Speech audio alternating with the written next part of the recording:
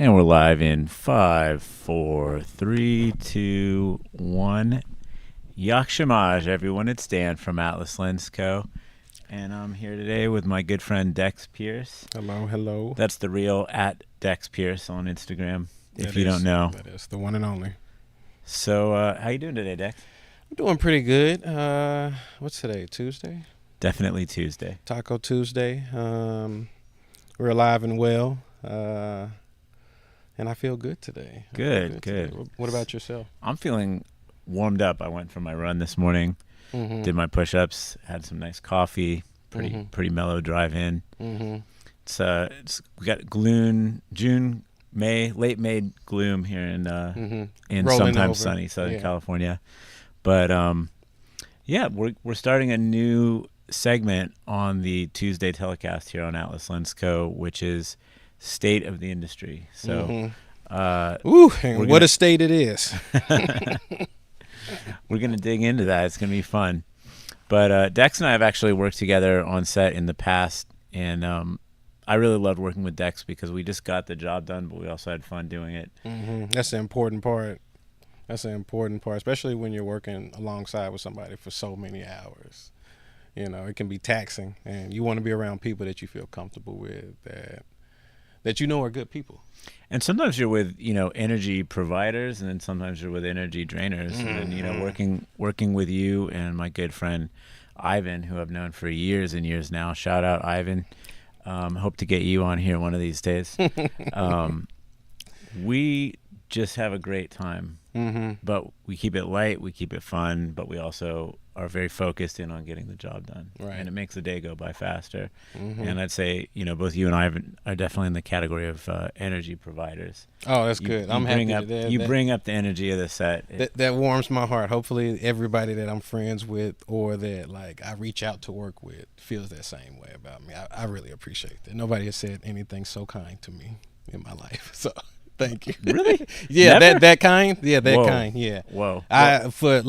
Speaking of the state of industry, everybody's so busy with their lives and what they got going on that like small gestures and stuff like that, we don't really see it. Like people, in real time, it's hard to see it because it's hard to express it because your mind is going so many different ways. And yeah, it's very kind of you. I'll take that. It's my pleasure.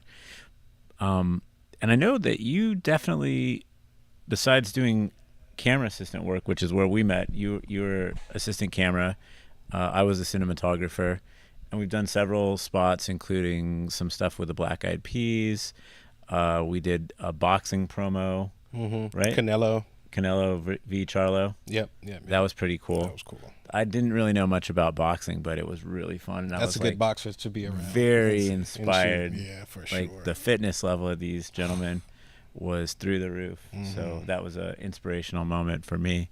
And I got excited about boxing for a minute. I'm still interested in learning to box. So if anybody out there wants to teach me, Boxing's cool. hit the Boxing's cool. DMs. I like boxing. Aldous is getting into Muay Thai. Oh, word? Oh, okay. You can kick some ass. Yeah, boy, I see you. He's got the ass kicking look right now. It's because we you bullied guys him. can't see it, but I can. He's got that. We're always bullying him here at work. Shout out, B. Also for the Yeah. technical production as well as bullying all this. Good job. Keep it up. His villain arc story is going to be so good. I can imagine it right now. But yeah. how did you first get interested in filmmaking in general? Like, what drew you to this lifestyle? It is a lifestyle. Oh, it's a tough lifestyle. So when I was a kid, I always loved movies. I loved movies so badly that I would sit close, extra close to the TV, and develop poor eyes. That's why I'm wearing glasses today. And I just loved movies so much. And then me and my sister, we would pretend that we had a movie, like a live TV action show set with just us. And I would play all the characters, and she would play one of the main characters. And then time passed, and I learned that it was a job because my sister, she auditioned for a role in the film A Time to Kill with Samuel L. Jackson, because I guess they were shooting somewhere close to Memphis. And in my mind, I was like, oh shit, filmmaking is a job. People, this is work. Like, This is something we can actually do, and yeah, hopefully get paid. yeah, Fingers crossed. hopefully get paid. And I was just like, wow. And so from there, I sort of like kept it in the back of my mind because in Memphis, Tennessee, like there's like no real avenues for filmmaking. Growing up in the '90s, now it might be different, but when I was growing up, nah, it was either you played sports, you gang bang, or you were a rapper, or you're really smart. And not saying that I'm not any of those things, but I like movies, so it was like, who the fuck do I talk to? Oh, excuse me. Who do I talk to? Who do I talk to? And so I kept it in the back of my mind. Got into high school, took a drama class, and I mean, from even when I was a kid, I always knew that I could be a class clown. Whenever I wanted to flip on that switch, I could just make everybody in the room laugh. A lot of times, my stand up and my funny stuff showed when the teacher walked out of the room. That was my time to shine. You know, this is when I first learned, like, okay, I get it. I know how people can do what they do on TV. And then I kept it in the back of my mind. I took a drama class. I started to see ability there. And then I got into college and I took an intro to film class course. I went to University of Memphis. We had a really small film program. Took an intro to film class. I watched City of God. And I was like, you know what? If I can aspire to make something halfway as good as that, that would be enough for me. And so I was like, I'm going to just stick with it because I don't want to be a nurse. I don't want to be a police officer. I was just like, I'm going to just stick with it. And from there, I took the other film courses that I needed to take and film history so I could know what everybody knows. And then I graduated. After I graduated, I could have stayed in Memphis and worked at like a local news station holding the camera, which, you know, it would have been respectable. But I was like, I want to be a filmmaker. I want to be where the people are really like doing this. So I got a one-way ticket from from Memphis to San Francisco. I knew one guy that was living there. He was working as a publicist, and he let me like crash on his couch. And I barely knew him. I met him through my the fraternity that I pledged in college. I pledged the Black fraternity, Kappa Alpha Psi, for you guys out there. Shout out to the noobs. But yeah, I pledged the fraternity, and he let me sleep on his couch. And then when I was out there and I was looking for film opportunities, he was like, "You should look into the schools around here." I was like, "Man, I don't want to go back to school." But then I looked into them. And I saw that they had the facilities and the lights and the cameras that I needed to shoot my projects. So I applied to Academy of Art and started to work on my MFA in directing and writing. And there I learned like so many things. I started to learn the detail of like filmmaking, like the intricate stuff that I didn't know existed when I lived in Memphis. And from there, I just started to work and shoot, and then I met directors that were like actual directors that I could like pull out my phone and call them right now and be like, "Hey, I got this project, I got this idea that I wrote. What do you think about it?" That's one of my favorite parts about our industry is that over time you come to realize just how accessible people can be, right? I mean, some people will keep it pretty close to their chest, but most of the people that work in this industry are pretty open. You have to be. Gotta be. Because you never know who you're meeting. You never know what somebody's going to do or what, you know, ounce of knowledge they can pass on to you. And people will be generous with their time. I mean, oh, for sure. So many people will share their experiences, their knowledge. It's just about timing, though. Timing if you're, and knowing. If you're in the heat of the moment on set, no, you stay away. That's not the time to ask about, what does this filter do necessarily, like right when you're about to take the take. But but with experience, you can kind of find those moments to ask the questions and kind of get connected with people. And like you said, offset, people love to hear from you. So. Oh yeah, for sure. And yeah, that part has been extraordinary because I can pass it on to people that I know. And not only that, like when you tell somebody something, like with me, I sort of like to break things down in like the simplest terms. Like for just like those books, like screenwriting for dummies, like cinematography for dummies. Like I'll share a little information that I know with people so their stuff can look just a little bit better. I mean, I think that's the secret. Is like it doesn't need to be giant leaps and bounds every step, but it's all the little incremental steps, right? That's something that's been hugely inspiring to me over the years. It's just like little bits of practice, little bits of repetitive experience, and that's why I do these live streams every week. Is this is sort of my gym for talking with guests, being on camera, becoming a better interviewer, and then connecting with people. So it's really a pleasure to just be here chilling with you, talking on camera right now.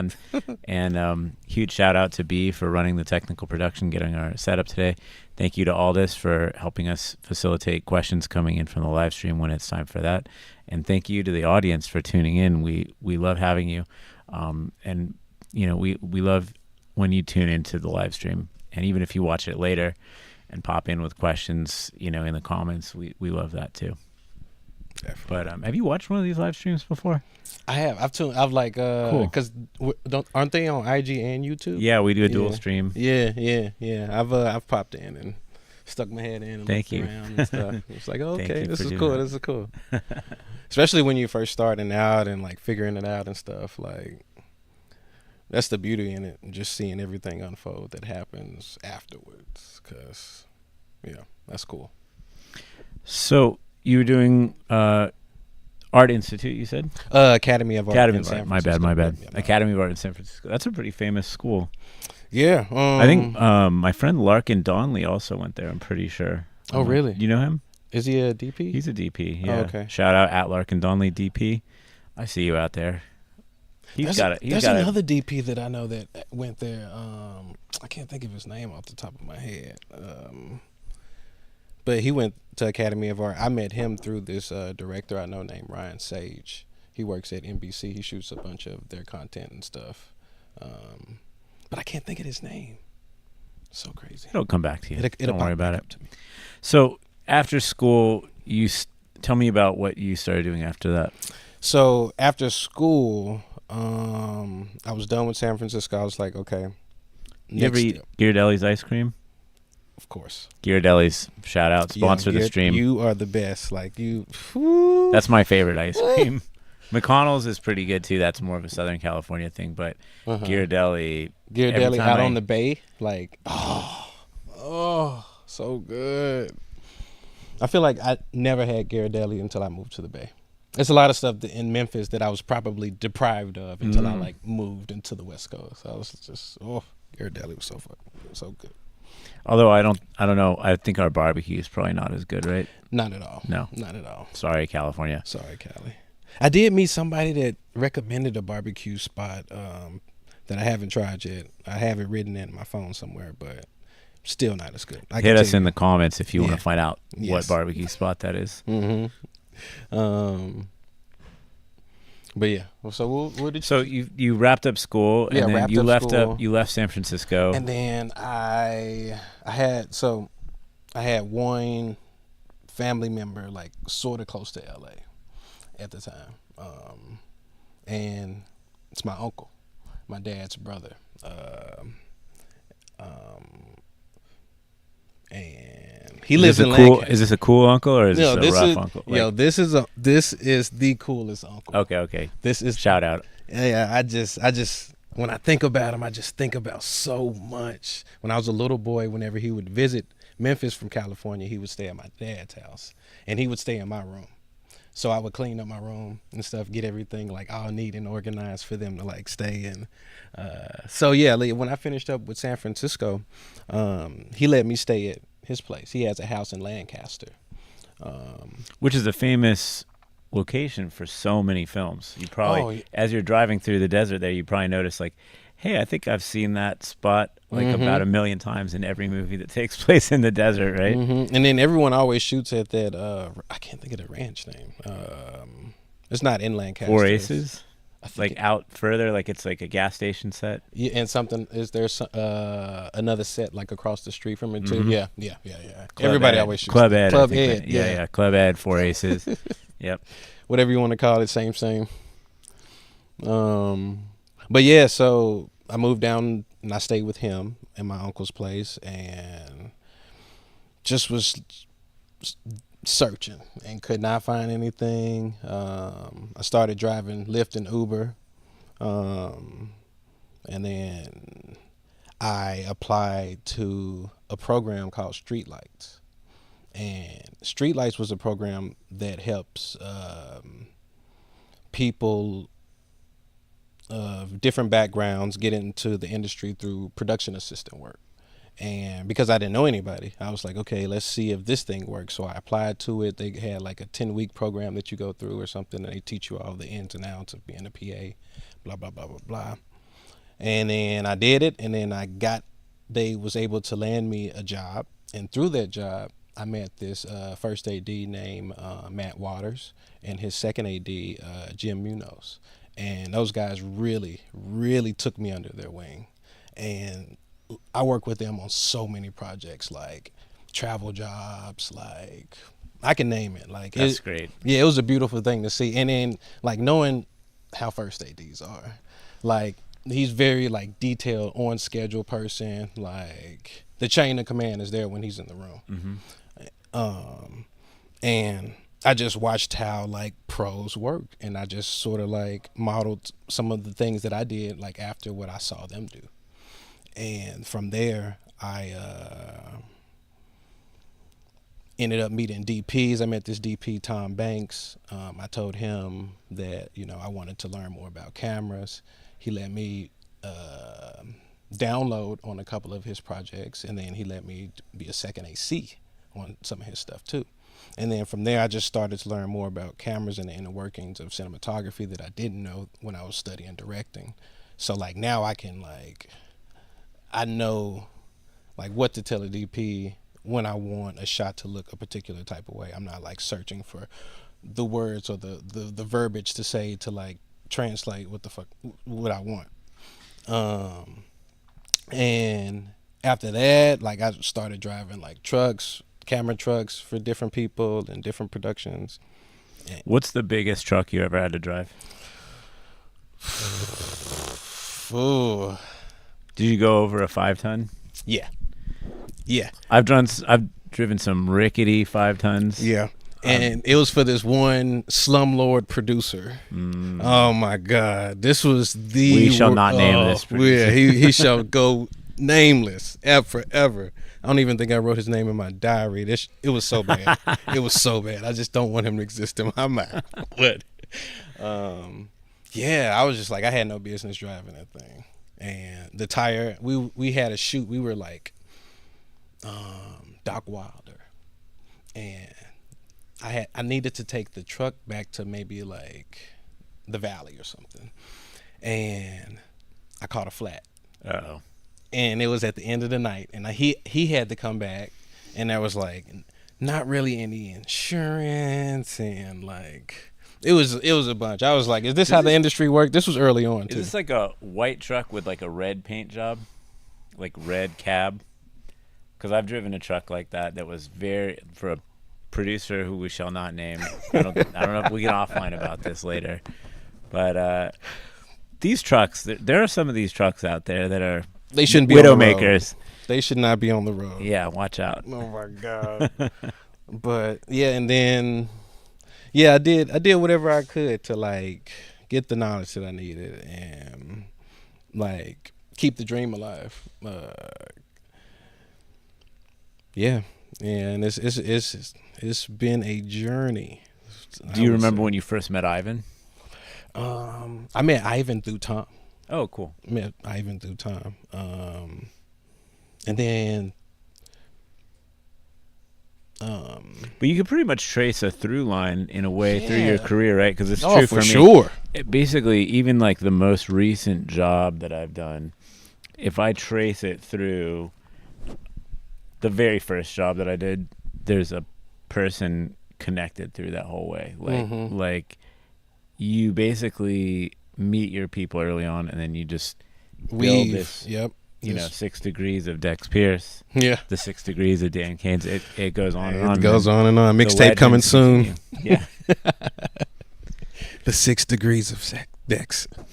So you're doing a lot of your own content too, besides working for other people. I'd love to hear about, sort of how you got started in making your own films and projects and your own content, and then, how that intersects with what's going on currently in the state of the industry. Because I think, I don't want to put words in anybody's mouth, but I think many of us are having a tougher time in the industry at large, as far as there being just less employment, less frequent 100%. employment, and then sometimes the quality of the jobs that are available are not necessarily as good either. But I don't want to necessarily Yeah. love to hear from you rather than my opinion. Oh no, that's the God honest truth. It's really bad out here. Like I've helped people move because they just can't survive in LA anymore. Move house. Yeah. And like have, wiped their hands clean of the industry and just like, this is just, it's been down. And it just won't rise back to what it once was, especially with the way that we consume media now. Like not only that, on top of that, we got everybody's attention span. And we're fighting with everyone to get everybody's attention span. When I remember being a kid and our attention span, go to the movies. Like, here's a movie. The movie's out, so. But, like, now everything is so easily accessible that, like, what does one's attention span cost? Like, what do you have to give in order to get it? It's very highly saturated. Right. Oh. Like we're being inundated with information, and good, bad, it don't matter. Like it's just all thrown at you. It's wild. Like, cause I had a friend of mine, and he was like, "Yeah, Dex, you make movies. You should get a movie on Tubi." And I was like, "Have you seen the movies that are on Tubi?" No. Yes, I would like to get a movie somewhere, anywhere. Tubi, I would be gracious, but no. Like, I want a movie on HBO. I want a movie in theaters. I want a movie, like, why are we shooting so low and allowing, like, why? Maybe it's I don't, it's a good question. I think, like, to your point, there's just so many channels of distribution, right? Mm-hmm. And then our attention spans are so split. Like, there's our daily levels of responsibility. I have my family. I have the business here making Atlas Lenses, doing the live stream. Mm-hmm. But, when it comes to, like, enjoying content, I have so little time left. Like, by nighttime, I barely even have time. After I get my kids to bed, I'm like, I got to go to sleep. And do it all over and again. then get up again. But I do love seeing movies in the theater still. So, I do make those journeys out. So I don't know if you saw The Fall Guy. No, I wanted to see The Fall Guy. I saw Fall Guy I ended up twice. seeing Challengers instead. Oh, I'm going to see that too. Yeah, Challengers was cool. Yeah. Fall Guy is fun because it's kind of an ode to our craft Mm-hmm. of movie making. And the Atlas team, some of the Atlas team and I went and saw it. And then I went and saw it a second time with my wife on a date night because I enjoyed the film so much and because I wanted Sharon to see it with me. Oh, okay. So nice. shout out, Sharon. Love you, babe. Shout out, Sharon. Shout out also to our babysitter for watching the kids so we can holding go it on a down. movie Shout date. out to the babysitter. Thank you, Claudia. Good looking out. The one and only. But yeah, so I mean that's an interesting point that you bring up. Like there's Tubi and there's movies on Tubi, Mm-hmm. and then there's all the stuff happening on TikTok, which is like, some people call it brain rot. And that's what they said about TV when we were kids too. Oh, yeah. So like movies. Oh, for sure. Movies Yeah. always had some level of higher class elevation in terms of art form, Mm-hmm. but they would say, "Oh, don't watch too much TV; it's going to rot your brain." And then I think, as someone coming up in years, I feel like sometimes I feel that way about TikTok, like brain Oh, rot. Just watch some of the NPC people and characters, the and skids.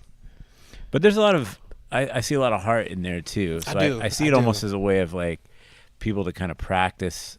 You can practice movie making in a sense with Mm-hmm. Instagram or TikTok in small slices if you do that, you know. But some of it's Mm-hmm. just absolute garbage, and I have a Oh hard my time god. relating to it. Ugh. But some of it's pretty interesting too. Some of it So is. It's a mix. It's a It's a mixed mix. bag. It's a mix. You know, it's mixed bag of tricks right there. But it is some people that I really enjoy their stuff, and I thought about doing, but I'm just like we were talking downstairs. Like I barely post. Like I'll post stuff about like my family. I'll post stuff about. I barely post to like like if I wanted to make a skit. I just don't. I don't know. I would rather make a movie. I would rather make something that you have to sit down and enjoy and appreciate, and maybe you watch it again. And, This is one of the challenges, right? Is in terms of self promotion, what is a good level of self promotion, whether you're looking to get a job as a camera assistant, as a cinematographer, as a sound recordist, as a director, versus, you know, or making content versus what is cringe, right? And I always think about when I get robocalls from people trying to sell me like a new roof for my house or something, and I'm like, oh my god, I'm like, you know, how did you get my number? yeah, exactly. But then, you know, sometimes I get messages from people that I haven't heard from a while, and they're like, I am available for work. And I do get reminded, like, hey, I haven't checked in on that person. Like, what are they up to? You know, Yeah. even if we're not going to work, maybe we could just have lunch. Maybe we Mhm. could chop it up a little bit, go for a bike ride, or whatever the case may be. And it's a nice way to check in with people. So it's a balance. It's Yeah, it's a balance. And then also with that balance comes the part that makes everything unbalanced, is that content creators are making bank versus like normal everyday like filmmakers or people that work in the industry. You know what I mean? Where does that money come from for those content creators, though? I I'm have- curious to learn more about that. idea. I have no idea. I know on TikTok, like if you become like influencer and you get to a certain status quo, like you can make like $200 a day live streaming up to like thousands of dollars in a day, just like live streaming, doing what you've been doing. We got to crack that code because Yeah, it's pretty we need bizarre. more microphones for the studio. We got the lights, but we Mhm. need more mics. Yeah, we So, need more mics. But it's pretty wild, like, because at the end of the day, like, everybody wants to be able to afford to live, and everybody wants to go on and continue to do things that elevate them to, you know, whatever status that they want. And yeah, these content creators, they just coming out with garbage and just feeding people, you know, manja, we want the garbage, like feed me the garbage. Like that's what they're like, and it's just like they get paid for it. And meanwhile, the people who've been working in the industry and doing whatever their role is for X amount of years, there's like slowly seeing less and less work. And what do you think could be a potential antidote to that? Do you have any ideas? I have no clue, because it's cheaper to pay a content creator to do XYZ versus a production to do XYZ, when maybe the content creator might get more buzz from the thing that they put out versus yeah. I like to analyze this a little bit. Like, I think about this sometimes because I think about the way studios used to be vertically integrated, right? So there'd be like a camera department integrated into the studio, and basically you'd have a full-time rental house for the cameras built into each studio, and then they'd have a sound department, and they'd have an orchestra, and then over time there was sort of a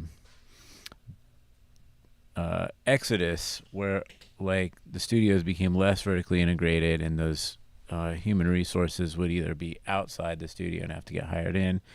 And then we look at the way content creators are doing stuff right now. So like to be a content creator, oftentimes I think you have to be a writer, a director, a camera person, a sound recordist, an editor, Mm-hmm.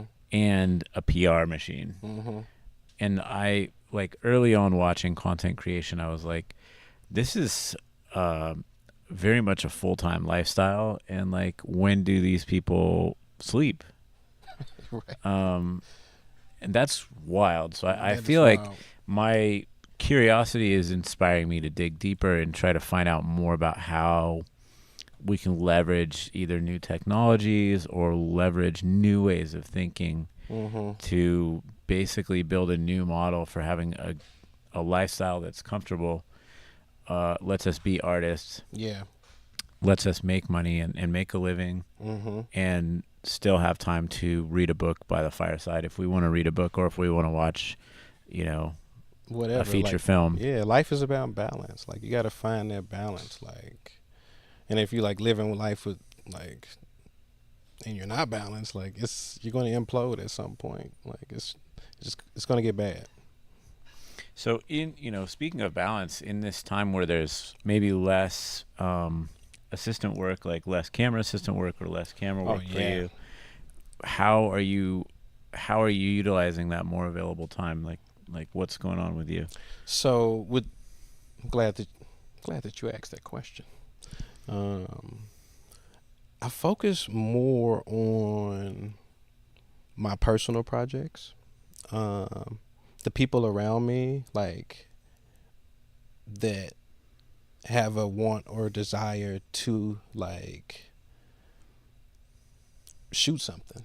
Like I work with them and I'll treat it like it's my thing. Um, and I'll just back and forward, back and forward. Either I'm working on something for me or I'm working on something for somebody else, and that has been a joy for this year because like I was telling you earlier downstairs, like in the first 5 months, I've done more in this first 5 months than I've done in the last 5 years collectively as a whole with like my creativities and my ideas, like outside of like working on bigger projects and bigger productions, I mean, for better words. And that's been great. Like I shot a short film in February. I shot like 3 like small short concept pieces for a buddy of mine. Um, I've helped people with their projects. Like I got another short film that I'm probably I don't know I'll be shooting in the next couple of weeks. And yeah, this has been a really good year for that. Hopefully, like you know, it'll shift some things in my life. It'll shift a lot of good things in my life because like now I'm at that point where I know who to reach out for. Like if I want a DP or if I want somebody to help me with sound or if I want good actors or if I want a gaffer that has his own lighting. And like now it's just really about like stand and deliver, like, and just keep swinging at it, and something's gonna go over there. Something's gonna go out the park.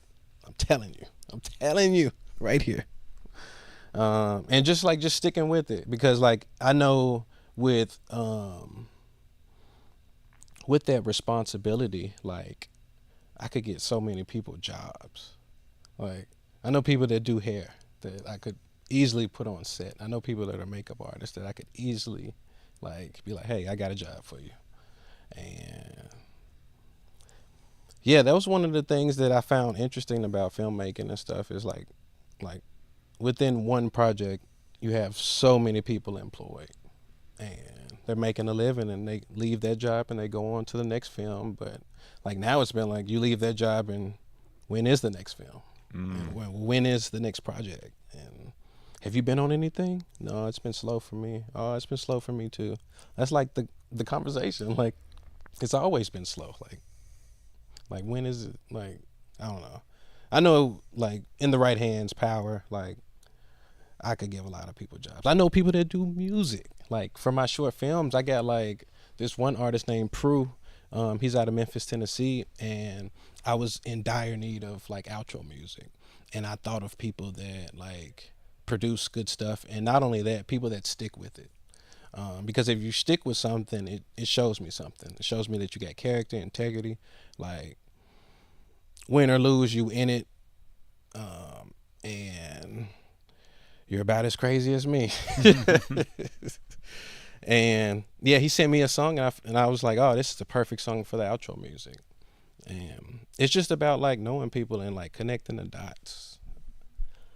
And I've been connecting the dots this year with my creativity. So. I'm really happy to hear that. Yeah, And I think yeah. That's. I mean, it's been like it being slow. It's probably been the best thing for me because it's forced me to like just like let's do it. Like let's do it. Let's not wait. Let's shoot. Let's make it happen. Don't delay your dreams, No, right? Don't delay. 'em. Just put energy into it, put time into it, and then, like you said, connect the dots, make connections with your friends, your colleagues, check in with people. Oh yeah. Good. Well, do we have any questions out there in the audience that you'd like to ask Dex or myself? If anybody has any observations about the current state of the industry, it's been a weird couple years. Like, coming off the pandemic, we had that big bump in production, and then kind of a big dip right now. So, waves will come and go, and how do we surf those waves or ride those waves and figure it out? That's what we're on. That's what we're all about. But yeah, if anybody has any questions out there, hit us in the comments. Aldous is here to help relay those questions through my Hollyland C1 Pro headset here. Thanks for the C1. You try these comms yet? I have. I've done all the comms. What's your favorite comms? Solid comms are good ones, right? I like the surveillance. Classic. I take the presidential surveillance. But Push I've to had talk. times where I had to wear the Burger King comms. That's what some of us call them. Yeah. Well, I'm having fun with this one because I can flip down and, Aldous can hear me talking now, not only in the room, but also in his ear. And then I think Hodgins probably listening to me.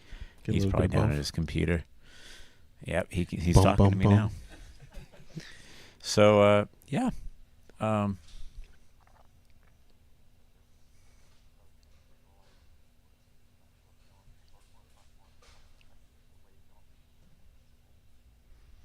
So, someone on the YouTube is asking us if we think that individualized influencers are affecting filmmaking as a whole. Did I get that question right, Hajun?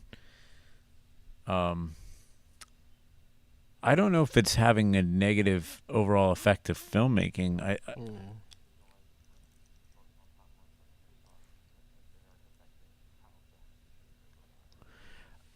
Okay. Okay, so the question is asking us if the platforms like TikTok are affecting overall distribution mechanisms for films. I don't know. Not quite, because I mean it's two different mediums, and the two mediums can exist. They can coexist. But like you were saying, it does compete for our attention span. Yeah, it does so compete for our if you're used to attention getting span. a dopamine hit that lasts for it's like smoking crack. Like you're gonna get a high for a very short amount of time, and you're gonna go way up there. 'Cause Way you're gonna up to peak the with that mountain. brain rot. Like talking about GOT and Skibbity this, Yeah, Riz drama, all types Ohio of- that, Ugh. all these things. Your mind's gonna get fried, and you're gonna be seeking that next dopamine hit, right? Whereas in a film, you do get crazy dopamine from seeing big explosions, car crashes, love scenes, all the things, drama. Right. But it is a more sustained, slow release. Yeah. In a feature-length film because you're there for, 60, 80, 88 minutes, something like that. Yeah. And it's more of a ride, but yeah, like they can coexist, and I think it's really interesting to see the way these universes can play off each other in different forms of entertainment. Shout out to books. Books hit different when you can read. Books hit totally different. You create the world within your imagination. Like, yeah. Books hit different. Shout out to the library. Mm-hmm. Slow. That's a slow drip. You know what I'm saying? Mm-hmm. Take a slow drip Yeah. of inspiration. It's just like being a kid, like your imagination, like. But so I'm gonna just go back to. I was thinking about like, will it ever get a time where somebody's like, "Oh, this person is such a great influencer. Let me. How about we let this person direct the movie, or how about we let this person, like, yeah." And then it's just like when they go into that, like, can you give them the dopamine hit for 86 minutes, or? Well, you're opening a big Pandora's box for me in thinking here, because it's scary to think about if someone could be a big enough influencer, are they going to affect politics, if you know what I'm saying? Yeah. Like just because someone says all these buzzwords, no matter what party they're in, it doesn't matter. But if somebody's ringing somebody's mind bell, or driving someone up and up, does that mean they're going to be a good political leader? I don't know. I don't know. Questionable. Questionable, very questionable. But yeah, the way influence is now, and oh man, who knows? Who knows the propaganda that people will start to conjure up for themselves? But to your point about influencers in movies, I mean, I think it's interesting. I'm trying to think if there's been I can't think of an instance. a feature film, right? Yeah, that was no. made by an influencer. I mean, we've seen some really good shorts. We worked with some people who are. Have you heard of Steezy Kane? No, I haven't heard that. So we did a film with Steezy, and he was known as sort of a prank YouTuber, or he'll do like he'll put on headphones and then do a song in public. So most recently, Steezy, whose real name is Isaiah, Steezy did Not Like Us in public. So he went to Toronto. Oh, I did you see see that. I just didn't know That's his name. Steezy. Yeah. Oh, okay. Oh, that's a big cool. one right now. He's cool. That's a big one right now. But you know, it's interesting. And it's shot well too. He's so humble, and he's sometimes so uncertain of his own work or the worth of what he's doing. Really? And you know, that's that's how it goes for everyone. That's what affects, I think, everybody, especially young people. Like, you go, well, I don't know if I could do this. Like, you doubt yourself. So either you take a huge bold leap, and maybe it's too bold and you fall off a cliff, or you're afraid to even start taking that jump.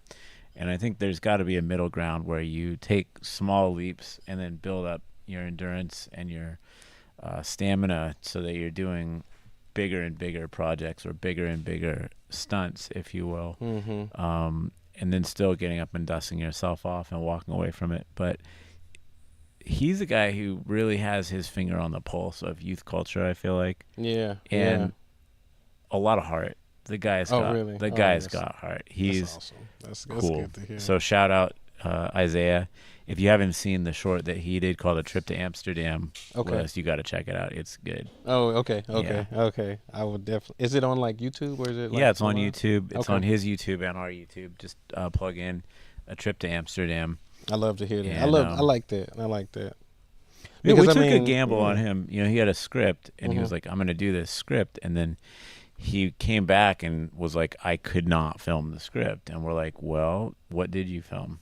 Because there's no reason you can't piece something together if you shot something. Sometimes it's a post-mortem operation. You know, any project can be. Yeah. You know, I think about it like making a product, because when we make products here at Atlas, we have a big product concept. So we go, we're going to do this product, and we're going to make it this way, and it's got to be like this. And then we start engineering it and designing it, and then we refine it, and then we make a prototype.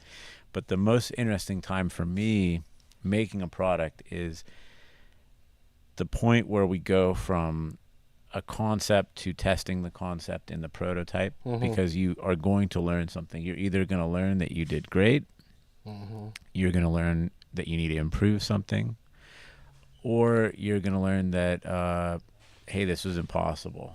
But mostly nothing is impossible. I mean, we wouldn't get that far probably. Yeah. So to me, it's sort of that testing point because you're gonna learn something, and learning is really the key to filmmaking. Learning is the key to life. For me, it's you have an idea, you have a theory.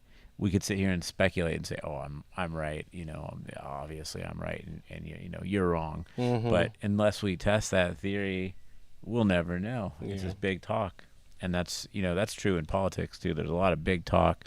We saw how things go when you do big talk and you do weird actions that put people in bad situations.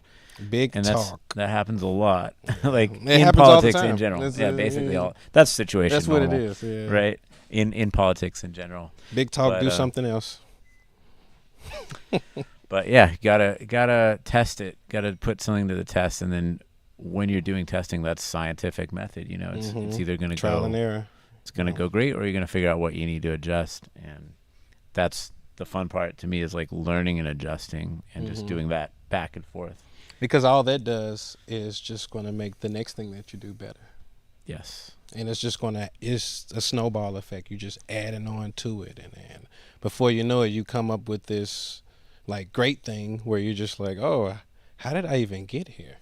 And you think back to maybe 7 or 6 things ago that you learned from this one thing. And yeah, it's Learning is learning. You have to keep learning every day. it stacks up. Mm-hmm. Cool. Well, do we have any other questions out there from the audience in YouTube Live or Instagram Live? And if you're just joining us for some reason, where were you the last half hour? Where were you? If you don't know, this is the real Dex Pierce, at Dex Pierce on Instagram. I'm Dan Caines from Atlas Lens Co.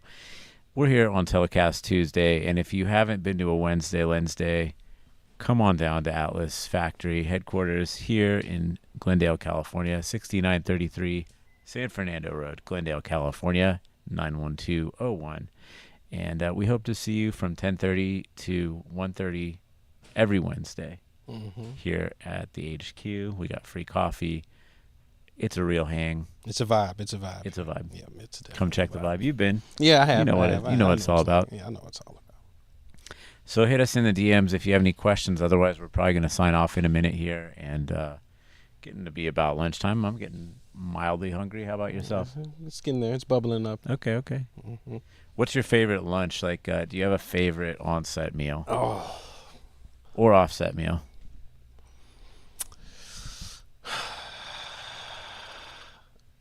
It's really tough because when you come to set, like, they cook the best food. Like, sometimes the caterers. A lot of the time. A lot of times, like, and it's just like, oh. Shout out Off the Shelf Catering. Oh, off the shelf, chefs on the run. It's a number of like bomb caterings. But what is my meal? I would say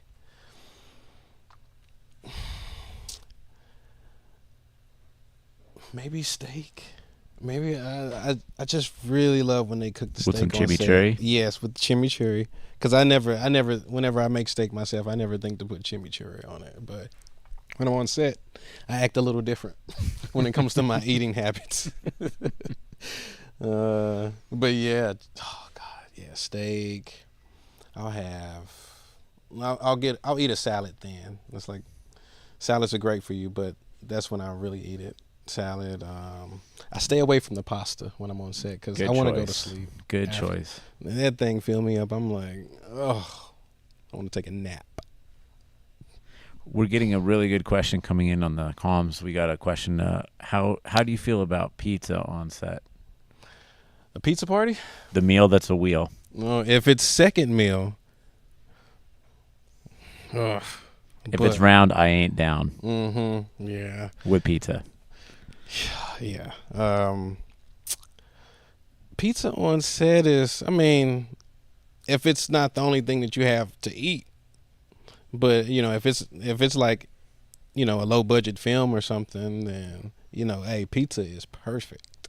You know, you never can go wrong. It depends on the with pizza. Don't get me me Little Caesars. Yeah, no. That is not my favorite. Don't cut corners on the Domino's, pizza. no. Yeah. No Domino's. Yeah. Politically, not Papa John's, but in terms of the overall flavor, shout out to Papa John's dipping sauce. Oh, the dipping sauce. I mean, that'll definitely give you like some The kind garlic of sauce that they have. yeah, that'll give you definitely like some high cholesterol, but it Mhm. tastes great doing it. Delicious. You'll feel better about yourself after you. Just pour a cup in your mouth before you eat the pizza. I'm getting hungry. Can you tell? I know, right? It's time. This has been brought to you by. But I'll Food give you my sponsor. favorite pizza since we got the pizza question. Mhm. 786 degrees in Sun Valley, California. Have you had 786? I have not. Okay, had so 786. shout out to my guys and gals at 786 Degrees Pizza. Okay. Google for pizzaaddictsonly.com. That's where you can place your order online. It's Napolitano style pizza. Oh. It's thin crust. Oh. The pies to get, they're not really pies because it's like a traditional flatbread. The pies to get are the fungi llama if you're vegetarian or vegan, or even if you're not. Fungi llama is off the hook. Okay. I And the haven't other one tried I fungi llama. personally like is something sting. It's like Mhm. honey, some spicy chilies, Yeah, I like honey on pizza. some dates. Drizzle. Yeah, Yeah. That's good. it's bomb. Mhm. 786 degrees. If you're in Southern California, eat that pizza. You will not regret it. All Eat right. that pizza. Well, if we have any other questions or comments, otherwise, we will see you next Tuesday. Or if you really know what's up, we'll see you tomorrow at Wednesday here at Atlas Lens Co. Thank you for tuning into the telecast. Thank you so much for coming Oh on yeah, Dex. thanks for It's been a having me. pleasure. This was awesome. This was cool. And where could people see your projects, your upcoming film? I'm trying to get that into some film festivals pretty shortly. I'm super close to being finished with it and like ready to move on to the next thing. But like you can follow me online at Dex Pierce on Instagram, or if you just type in dexterpierce.com, all of my stuff pops up. I'm easy to find, easy to reach, for now at least. If you need an energy provider on set, call this holla man. at your boy. I am the top tier. I'm the most prestigious energy provider this side of The side of the this microphone. side of a microphone. This microphone. All right. Nobody else but me right here. You see this? Thank you so much, Dex. It's been a pleasure. Thank you, B, for the amazing technical production. Thank you, Hajun and Aldous, for helping facilitate questions through our Hollyland Solid Comms C1 Pro system. We will see you next Tuesday or tomorrow, Wednesday. This is Dan Caines. Out.